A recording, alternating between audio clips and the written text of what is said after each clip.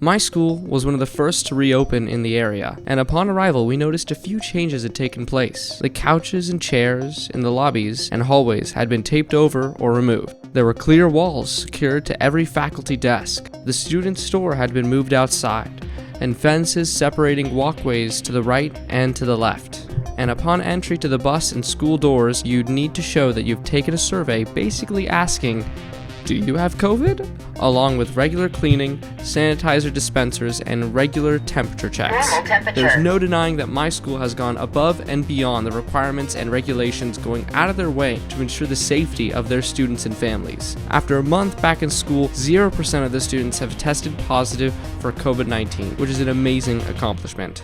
But amongst the benefits of being back in school, some of these new rules set in place by the faculty are more inconvenient than they are effective, and I've been told will be removed shortly, like signs giving hallways one-way lanes, stairways that can only be going up or down, and rooms that only have one exit and one entrance. But while they're still here, I wanted to ask what students and teachers think of the new rules they're expected to follow. You were the one who came up with the rules where the hallways and stuff, right? With some guidance, yes. Right.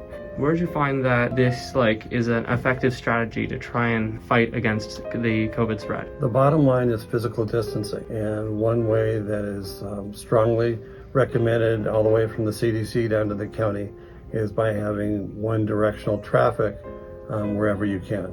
So I know it's annoying, but I know that if we didn't have those regulations, we wouldn't be able to come to school. So when I look at both sides, I'd rather be here and walk the right way than not be here at all. It's good in theory, but it's really hard to do with teenagers, and it's very hard to enforce. And in theory it would be good because the idea is you're not breathing on anyone as you're coming down up or down the stairs. Well, I think of it, everyone's vaccinated. We all got tested. But is everyone vaccinated? I don't know, when people get vaccinated, okay? I don't think you should be able to. You don't need to wear a mask anymore, because when I was in Dickla's room, in Hebrew, she wouldn't let me drink water because I don't know, because I just need a sip and I have to put down my mask. Students are going down the stairs that they're supposed to be going up on. For example, nobody exited out of that door, everybody exited out of that door. I think it's really hard to implement without somebody constantly being there saying, "You're going the wrong way, you need to go over there, you need to go over there." I think it's the stupidest thing ever, because all my classes are in the right side over there, and I have to go downstairs. One teacher wouldn't let me go down, so I just went anyways, and she got really mad. But I think it's stupid. I don't know why. And even the teachers go down. No one follows it. When it's really isolated and just one person going in the wrong way or the wrong way, it doesn't seem bad. If it was like a lot of people doing it and coming the other way, that seems like that could, be a problem. I know that a lot of students think that this sort of practice is a bit drastic, and I wanted to get your opinion on whether you think that it's okay for students to not acknowledge these rules and just blow right past them. The county can come in, an inspector can come here, which they have and they will, and the bottom line is they could shut down the school. One thing that's really fascinating about it is, I noticed this the other day, the creation of the two-way street in the middle of the upstairs there. What ends up happening is, by the nature of that large space, people stop to have a conversation. If somebody stops in the middle of the corridor, it creates a bottleneck only on one side. It's like traffic on one side of the freeway. What are your thoughts on teachers not abiding by the hallway restrictions and the stair restrictions? In general, during the day when it's busy, I think it's all of our responsibilities, students and faculty, to try to follow through to the best of our abilities. Have you gone down the stairs that say to not go down, or up the stairs that say to not go up? Yes. No. No? Sometimes I forget, and also sometimes there's something as a security thing or something else that I've got to go to. Never. I go all the way around. I go up there. No, I really don't. I was raised in this weird way that if you didn't follow rules, I wasn't a good boy. Right now, it says wrong way, but there's no reason not to go out that door right now because there's nobody there. So if the purpose of it is to not have my breath in my mask meet somebody else's breath in the mask, then it's not going to be. But if everybody is walking in the door, I wouldn't go that direction, I would go the other direction. So I respect the intention of the sign, but I do break the rules of the sign when they are not serving their purpose. What do you think about other teachers not following the rules and going down the wrong staircase? I'd like to have a talk with them and help them understand the importance of rules. The walking on one specific side of the hallway thing gets a little excessive. I could do without that. I don't think I'm going to get COVID by walking past someone.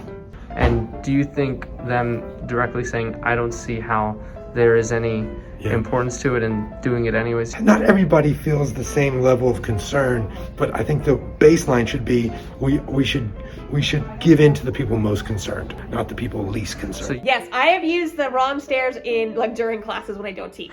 Yep. Here's something shocking. Out of all the teachers I've interviewed, you're the first person to say that it does something and I follow the rules. For the most part, yes, but I certainly have made exceptions. I try to do my own, taste my own medicine. I mean, I couldn't even list for you. There are multiple dozens of pages of protocols, both in terms of upkeep of the facility, reports we have to provide. 99% of the kids completely disregard these markers. Yeah. But also, it turns out, also 99% of the teachers disregard the markers. As the guidance has changed, we haven't been as strict with our community about following those, even though we put them in because at the time we installed everything, that's what we thought we would have to do when we came back. We've kept them here because so much of that we're learning is as long as we stay masked, as long as we kind of contain those droplets inside of our mouth or inside the mask and not expel them, it reduces so much of the transmission. Have you gone down the wrong staircase at times? Heck yes. Yes, I have, probably on a daily basis. And occasionally, and I love it when it happens, a student will say, hey, Mr. Spall, wrong door. I'm like, oh, you are so right. Thank you. It turns out that the COVID rates had plummeted like crazy over the past few months, and the requirements for one-directional travel had been lifted by the CDC, and the only reason they're still in our school is to reassure the community of our school's dedication to our own safety. I think this film is trying to pose a question. What blurs the line between convenience and safety? Like when crossing an empty intersection with a red light. At what point does convenience outweigh rules created for the safety of ourselves and the people around us? Personally, I don't know the answer, but that's for you to decide.